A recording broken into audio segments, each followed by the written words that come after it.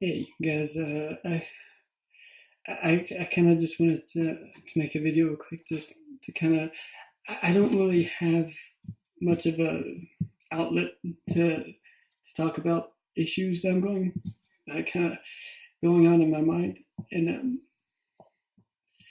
so I kind of just wanted to make a video just to talk about this. And my best friend is being taken in to be put to sleep. I don't in this whole time in my life, since it feels like it's like one thing after the other that's just been pulled out, and I think mentally and emotionally I'm strong enough to actually to understand it. Crying over it isn't really going to do anything, and yet I still feel I don't know. I still feel like I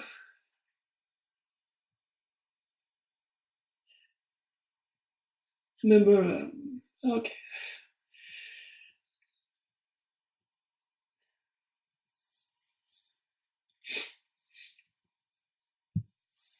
because if something had happened to him a few years ago, I probably wouldn't have been able to take it because just mentally I was just immature. And I think losing my grandmother was probably but the hardest thing I've had to feel. And so I'm not really, I, I, so it's difficult for me to think about. I still feel something, but I don't know what I feel. I guess, and the grateful part is that I'm grateful to have had him this long. 'Cause I think, I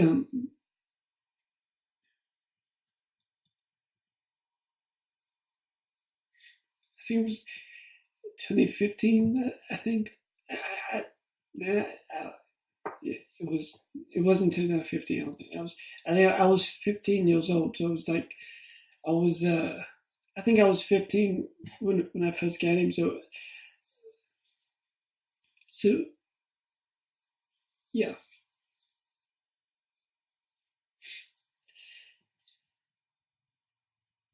and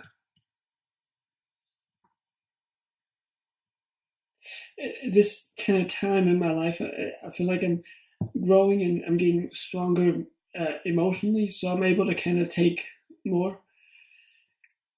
It still just kind of feels. I still feel sad, but like it doesn't feel like it's like the end of the world. I guess. Uh,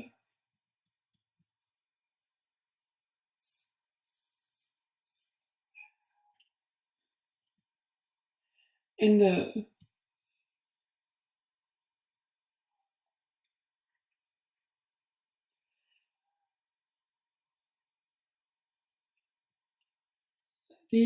the worst part about it is having. Uh,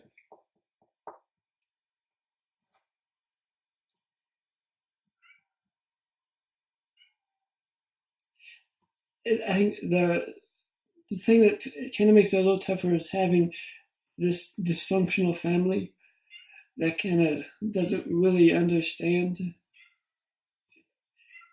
much of anything. But and this is kind of what I was talking about with the uh,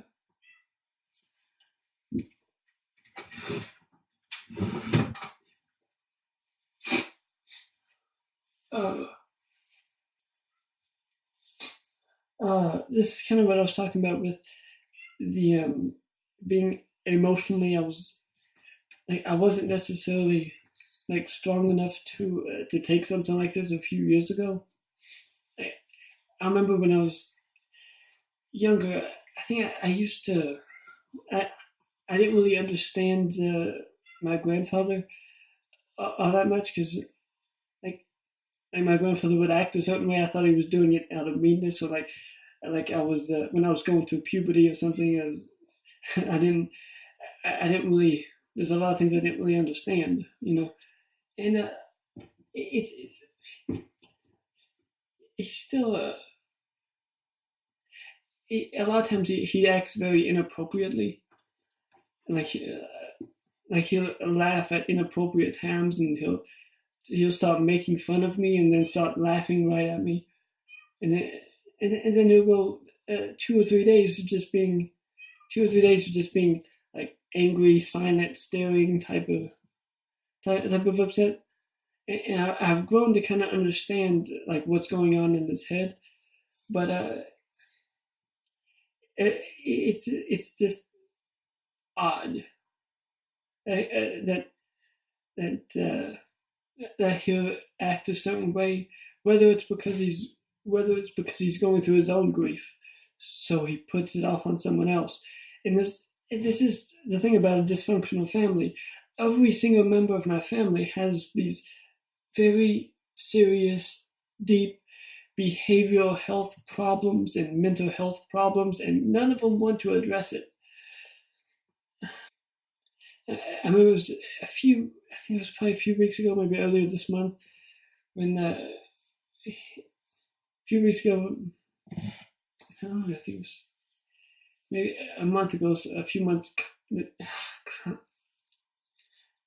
month, 2 months ago, his it's when he really started getting sick, and so his health started to decline. And one thing I've been trying to do as he's been getting a little older and getting starting to decline a little more. I've been trying to keep him comfortable. I'm trying to do what trying to do what's right, I guess. I remember my grandfather kicking him. He was screaming at him and kicked him out into the garage. And the next day, he couldn't walk anymore. And it was in it's almost like he can't remember that he was kicking him, but I remember he was kicking him and getting him out into the garage. That seems like animal abuse because it is, but heaven forbid you say that. Because he's going through grief, so he resorts to anger, or he resorts to being pretentious or obnoxious or narcissistic or arrogant or just plain angry. And heaven forbid I be called out for it. But that doesn't seem right. Especially seeing that he's very quick to scream at me and need me to do everything for him. And then right when I turned my back, I remember hearing him talking about me behind my back, saying that I was going crazy. That seemed a little odd. How can I be going crazy and also you need me to cook for you and clean for you and do everything for you, but I'm also crazy? That doesn't quite seem right. He'll scream at me that I'm nothing. In fact, I talked about this previously, I think, unless I deleted the video. I don't know. I think is that he'll scream at me that I'm nothing, but also expect me to do everything for him because he's getting where he can't do much of anything.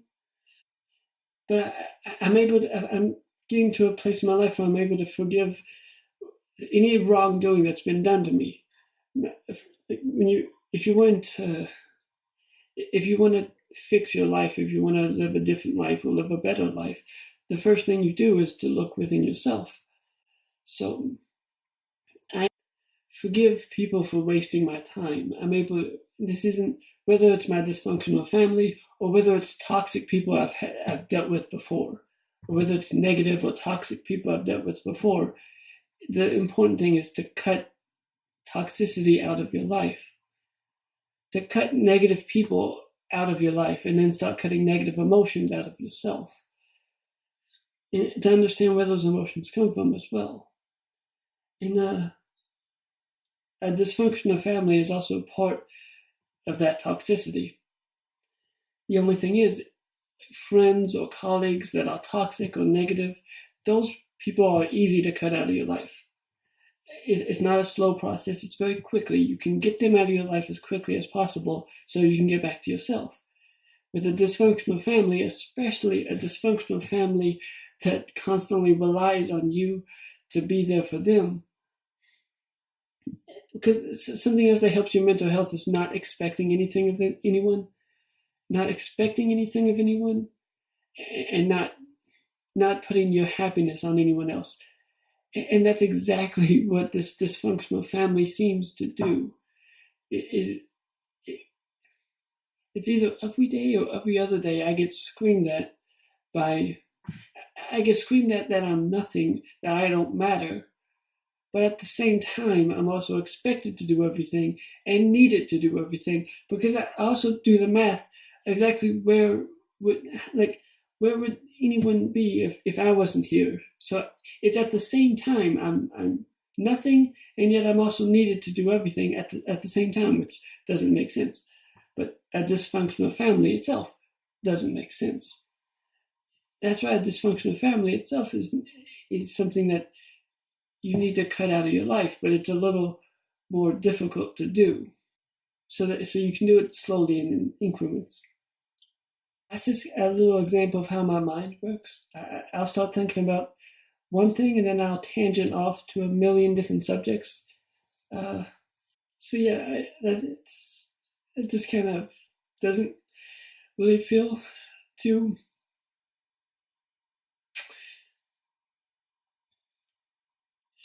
I've never really had any friends or anything, so he's kind of been he's kind of been my best friend for a few years. So I'm I don't yeah I don't think I have anything else to say. Um, um,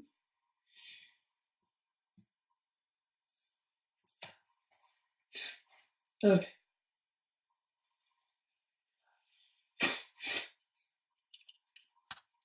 Today's been kind of a gloomy, somber, rainy kind of a day, and a kind of kind of a day, and I'm trying to process my emotions into thought, and I'm trying to figure out what it is I'm trying to, and turn these emotions I'm feeling into some kind of message.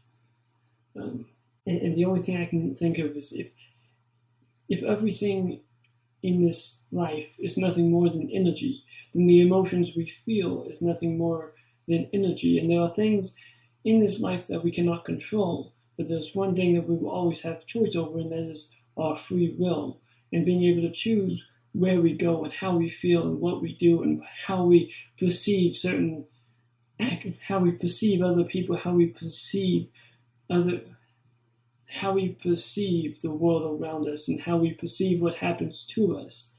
If everything that happens isn't done to us but done on our benefit, if we are willing to flow with the universe, to say everything, to flow with anything that happens, because everything that happens in this life, whether it's beyond our control or it is of our own actions, we have the choice to perceive it however we will. We have the choice to perceive whatever happens in possibility or in abundance, whether in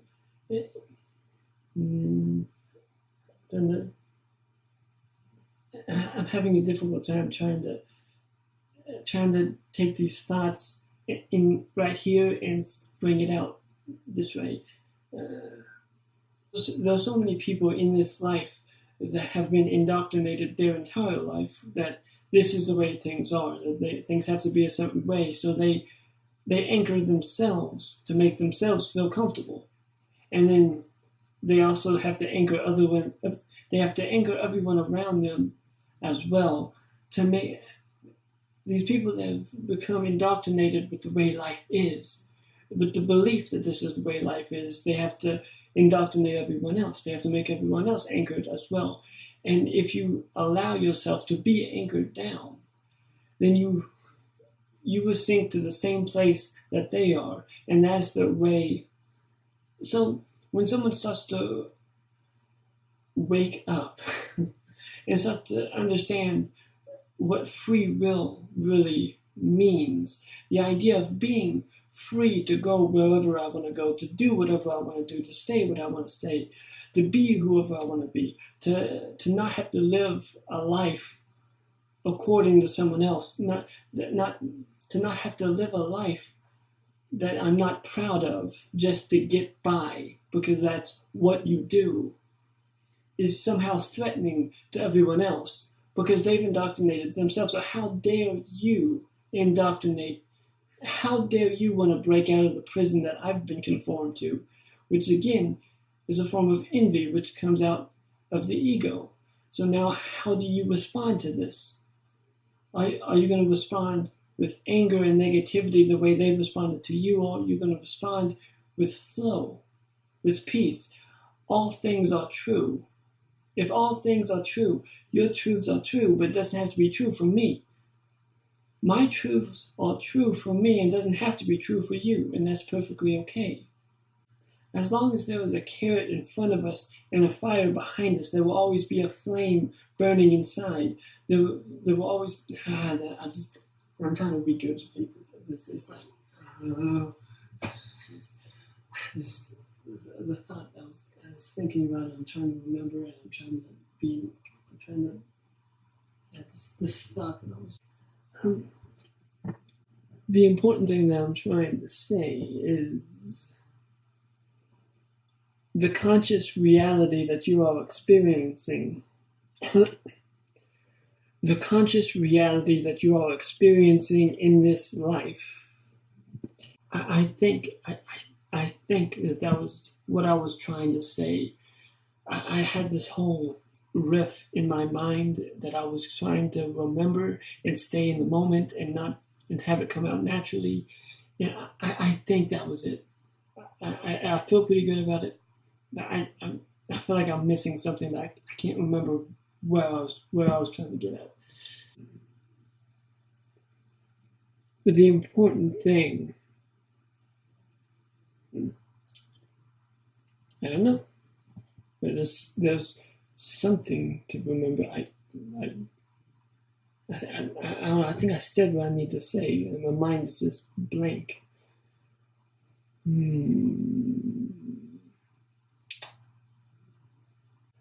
The important thing to remember is you get to choose what life you live. You get to choose what your reality looks like, how you perceive what happens to you, that nothing is happening to you, but it's happening to you for your benefit. Everything happens for a reason. Everything in this life is nothing but energy, so everything you experience is a form of energy. If you feel some kind of love or some kind of attachment, and then all of a sudden you feel a loss, that loss is nothing more than a transfer of that love energy transformed into another form of love that can be experienced in another way. And that same energy of the person that you're missing, the loss that you're feeling, the person that you miss, their energy is still present in this world, and it's being transferred and used in another form of life into this reality. Energy itself is always moving, and everything in this life, in this world, in this reality, in this conscious realm of this plane of existence, everything is moving, and the energy that flows in this world is always on the move. So it's never so the energy that we feel this day, the energy that you're feeling when you clicked on this video, the energy that everyone is experiencing throughout the world, is constantly on the move from one realm to another realm. So if you, when you create, when you feel loss, if you put that out into the world, all that does is spawn into more loss, into more heartache, into more grief, and hate breeds to more hate. But if you put out love and positive energy, that love is multiplied and made into more love and made into more love, and all throughout the world. And the more love you can create, the more love that you can put out into this reality, the more love comes back into your reality, because the more love that there will be out in the realm for other people, if the love that you're creating for yourself, you're also doing for everyone else, then perhaps you can create a life for yourself that's not selfish, that's not anchored, that's not just built to survive, but perhaps built to thrive, and perhaps built to make better for the other people around you, maybe the other people halfway around the world. But we're all of one human race. We are all of one energy field. We are all of us are we are all of the same type of energy. The human life that we experience is all the same. The same. There was something there. I don't know.